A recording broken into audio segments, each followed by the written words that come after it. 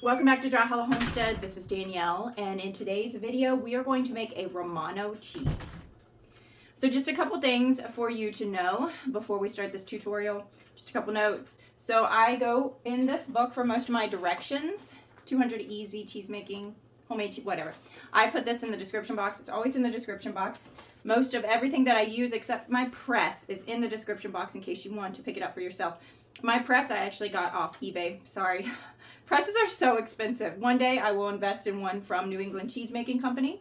But yeah, they're pricey and I'm not ready for that yet. So this is raw milk.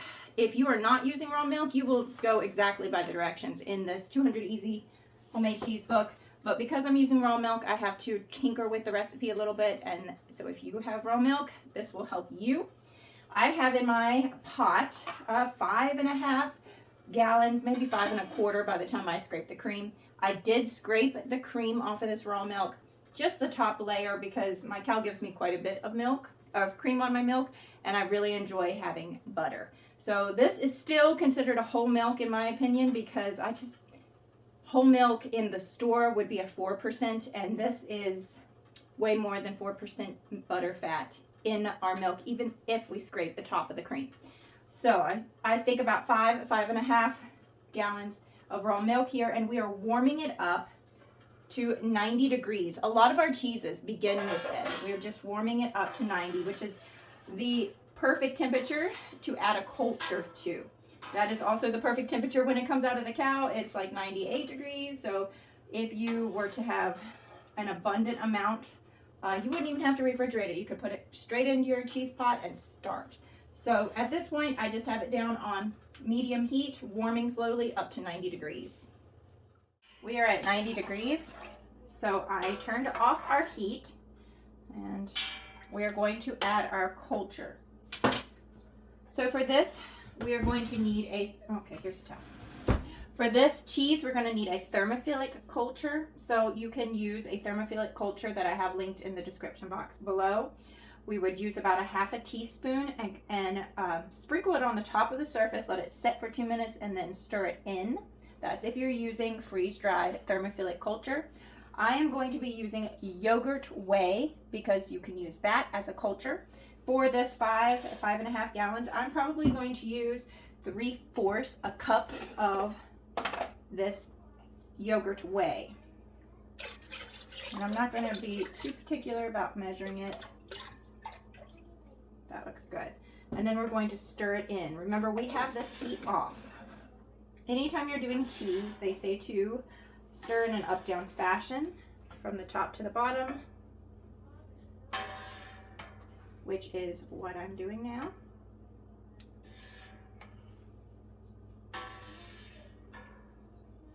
We're going to keep this pot at the same temperature at 90 degrees. We're going to let this culture for 15 minutes, and then we're going to come back. Okay, it has been, 15 minutes? Yes, 15 minutes. Whenever I am trying to keep the temperature the same, I will keep the lid on, but I'm done now. So this is a 1/4 cup of filtered water, or just water that doesn't have any chlorine or anything, just good clean water. In that 1/2 cup of water, I have put my rennet. This is the rennet I'm using this time. I've also used New England Cheesemaking rennet. I've never used vegetable rennet. It's always animal rennet. That is in 1/4 cup of water, and I am going to sprinkle this over the surface of our milk, and then we're going to stir it in. Up down fashion. That is because of the cream rising to the top. You want it to be distributed fully throughout your milk. I'm doing 1 teaspoon of rennet for this 5.5 gallon. I think that will be fine. If you are using too much, and so with raw milk, it has the properties that will actually help it to coagulate. So you don't need as much as store-bought milk. This 1 teaspoon is what I'm going to use for anywhere between 5 and 6 gallons, and this is all, I can fit 6 gallons in here, so that's all I've ever used before. If you're using, 3 gallons, maybe half a teaspoon. Your only trouble with adding too much, I wouldn't go over 1 teaspoon for 6 gallons, is that it'll be more rubbery.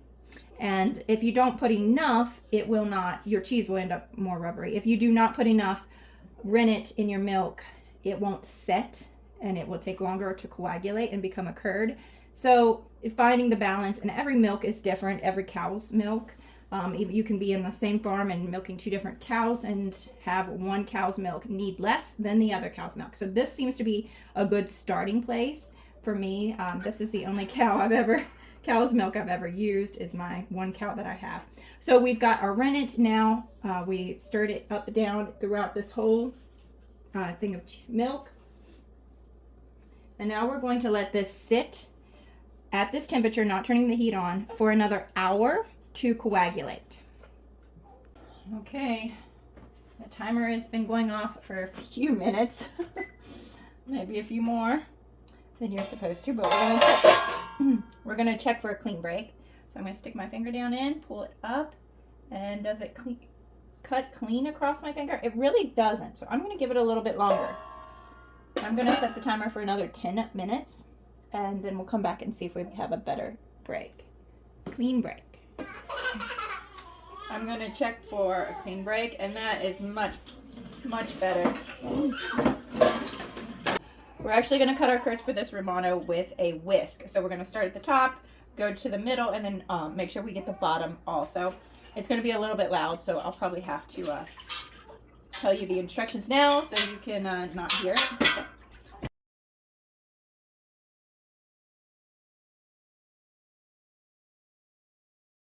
We're going to let these set up for about 5 minutes, and then we will start the cooking process. Okay, it has been 5 minutes. Our curds have been able to firm up a little bit. We're going to start the stirring process. This is going to be our most hands-on part of this cheese making. We're going to stir. It's supposed to be non-stop. I mean, you can come and go a little bit, but don't. You got to kind of stay with it. You're supposed to stir constantly for 45 minutes, raising this temperature from the 90 degrees that it still is to 117. And I even tend to go a little bit less than that because I want this to stay raw. I don't want anything to get above 118. So I try to stick right at 115, 117, gradually, and taking the whole time for those whole 45 minutes to get to 117. So you want to kind of keep it in a gradual heat up. You definitely don't want any curds to be sitting on the bottom and getting too warm. So that's why we are stirring constantly. I tend to use my hand after a little bit. That works really good to make sure that you have no hot spots at the bottom. But at the beginning here, I just do it really softly. So I will come back to you as we see some difference and some changes. The curds will release more whey, so you'll have a lot more whey as this is happening. But you just want to do it carefully and continually and gradually heating up. So the last time we had the heat on was just getting it to 90 degrees before we did any culture or rennet.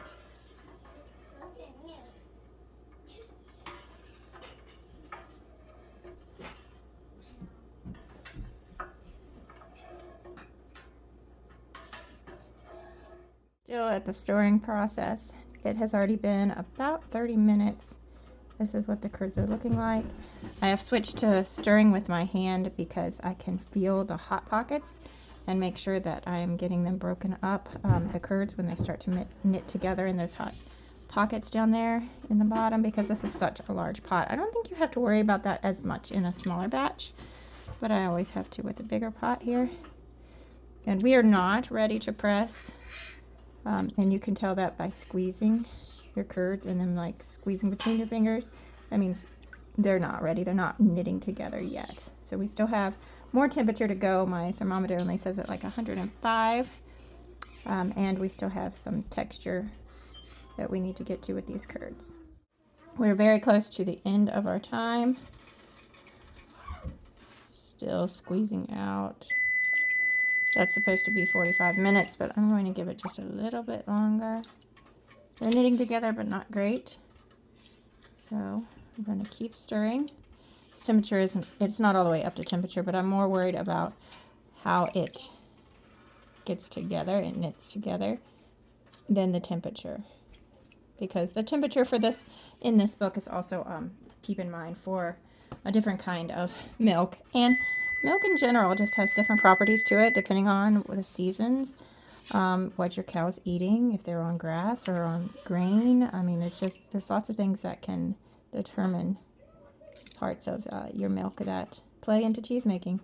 And it's very scientific and over my head, but I know this part. I'm waiting for this to happen. All right, we are at the end of our time, and I have no more time to stir.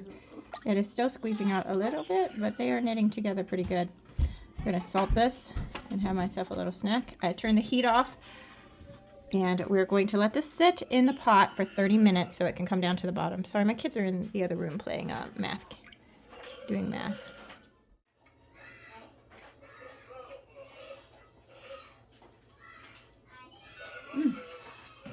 Okay, so our time is up. The curds have started to knit together pretty well. This is actually the curd that I knitted together, and I'm going to snack on it because it's good. We turn this heat off. We allow the curds to rest for 30 minutes. During this 30 minutes, you need to get a pot or container to catch the whey, because we're going to drain off the whey. And also sanitize your press and your cheesecloth. I do that with boiling water. So the way I prepare my cheesecloth and my press, sorry, that's my timer, in 30 minutes now. For my cheese is to run boiling water. This is the closest thing to sanitizing that I do. And I also do that on my cheesecloth too. You want to have a wet cheesecloth whenever you put curds into it. That kind of like opens the pores of the cheesecloth. This is actually not cheesecloth. It is actually farm, I think, kitchen sack towels. I buy them at Walmart. Whew, it's hot. Our 30 minutes is up. We are going to pour off the whey, leaving the curds at the bottom. Leaving the curds at the bottom of the pot. I also have my cheesecloth and my press and mold sanitized over here with boiling water.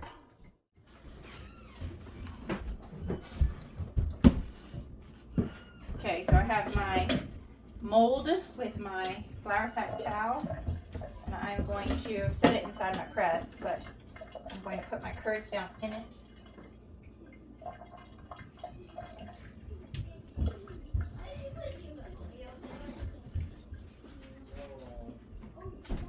Smells good. Okay, I have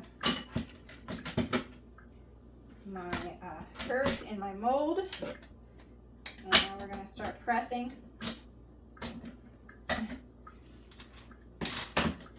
This is a very simple press, but it is really just fine. I don't really need anything else.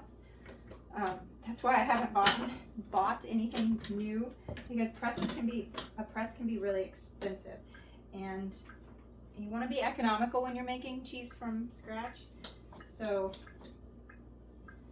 I don't really want to spend a whole lot of money on my cheese press. So try to look for them used. You could even make this. So this looks like it is like a cutting board, and then it has two of these dowel rods or whatever, screw things. Two pieces of board with a spring and then some nuts, right? Don't know any of these words.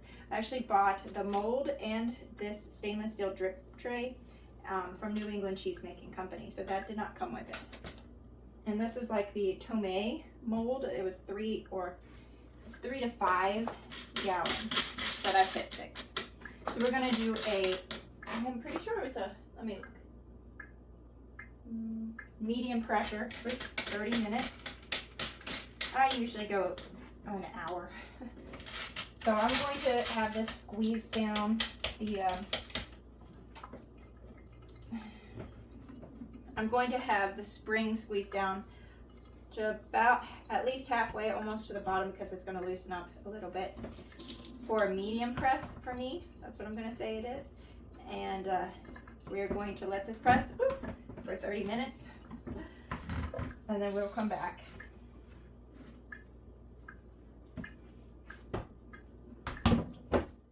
Okay, so it has been more than 30 minutes. I'm going to go ahead and open up my cheese press. Sorry, there are kid noises around because I have children that live here.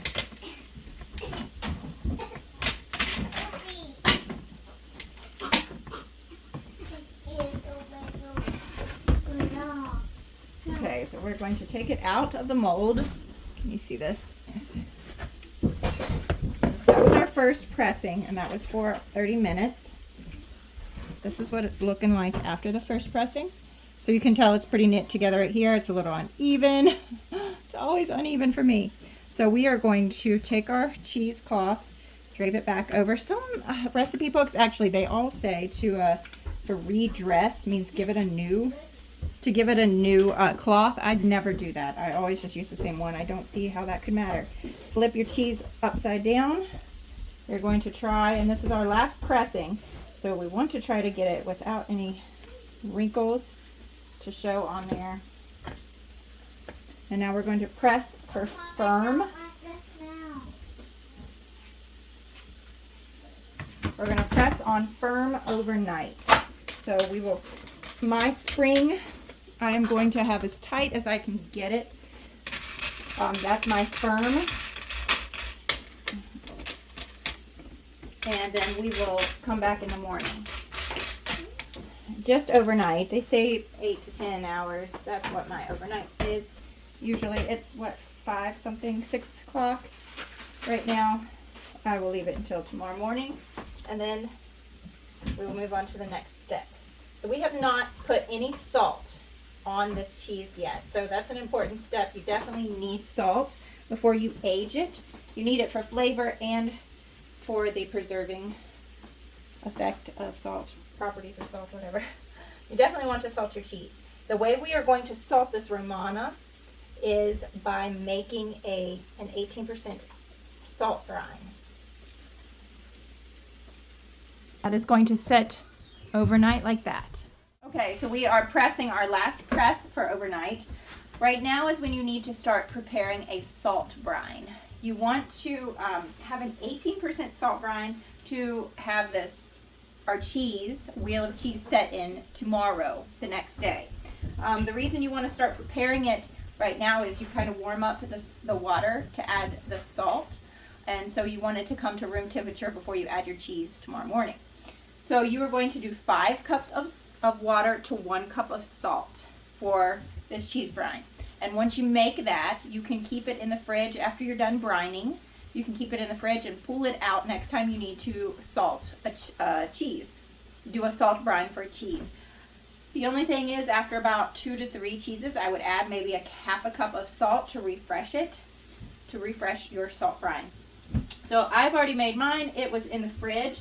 So I am going to go ahead and pull it out and put it on my counter overnight so it can become room temperature.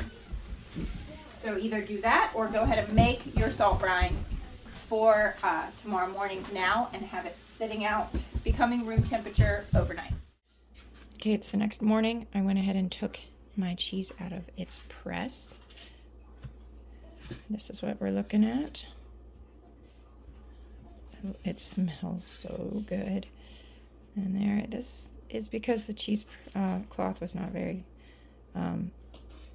well in there. I've never actually had it happen quite like that. But we're going to get it in our cheese, our salt brine. Give it a stir. I use pink Himalayan sea salt, so that's why it looks like that. And then we're going to put our cheese in. Make sure that there's enough salt brine to cover the cheese. It will float. So we will let this sit like this for 12 hours, and then we will come and we'll flip the cheese inside the brine for another 12 hours. And I'm going to go ahead and put this on top so nothing falls in it. So our cheese, our Romano cheese, we put in our salt brine 12 hours, and then we flipped it. I think I got footage of that. We flipped it for another 12 hours, so 24 hours in a salt brine. And then I took it out of that, sat it on an inverted plate, and probably once a day, I've flipped it for about 2 days, I believe. You want this to air dry 2 to 3 days until the outside is a clammy handshake, so it doesn't need to be like brittle dry. And then for me, I vacuum seal all of my cheeses and age them in my fridge. I don't have any special equipment or cheese cave or, place to age my cheese other than the fridge. So things are going to age a lot slower in the fridge because it's colder. But I have opened a Romano that was 1 year old, aging in the fridge for 1 year, and it was really good and strong. But the cheesemaking book says up to 2 years in the fridge. If you can hold out that long, good luck. But I would definitely at least give it 6 months. All this work, at least give it 6 months for this. So this is not going to be the first cheese you make. But this is a really good cheese for sprinkling on, just as a good Romano. It's delicious. It's very stinky feet smell cheese that has a big punch to your nose. So the way I do it is in a vacuum seal. I just use my food saver and make a bag and vacuum seal it. And then, like I said, I'll put it in the fridge to age it. But this would not be my first cheese. If I were to suggest for someone to make a Romano, it would not be your first. It would probably be your 10th, 15th, because you really want to get the hang of making it before making cheese in general, before you add something that's going to have to stay in your fridge for so long before you know if you've done a good job. I don't know if I did that well. Most people, if you own one of these, know how to do it. But thank you so much for coming along and making this cheese with me. I hope you give it a try. Please tell me in the comments if you do, if you have any questions. If you enjoy the dairy, the home dairy, making your own dairy at home, make sure you subscribe and stay tuned, because that's what I am doing mostly in this kitchen, is making things with our raw milk from our cow. So God bless. I speak Jesus over you. Bye. Make sure you write on it the date that you put it in the fridge, what it is, because all cheese practically looks the same in the fridge. And then put how long it needs to age, or a minimum of how long it needs to age, just to give yourself a reminder so you don't have to look it up every time you are thinking of opening a cheese. Bye.